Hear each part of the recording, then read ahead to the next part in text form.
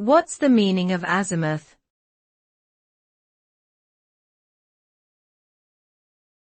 Azimuth.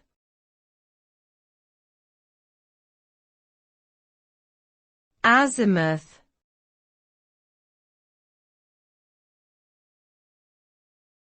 Azimuth.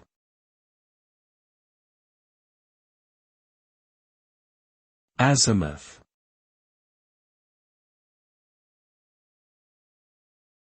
Azimuth refers to the angle between a celestial object and the observer's true north horizon. It is commonly used in astronomy, navigation, and military applications.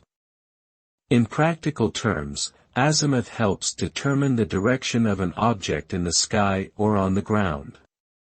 Azimuth is measured in degrees, with 0 degrees being due north, 90 degrees being due east, 180 degrees being due south, and 270 degrees being due west.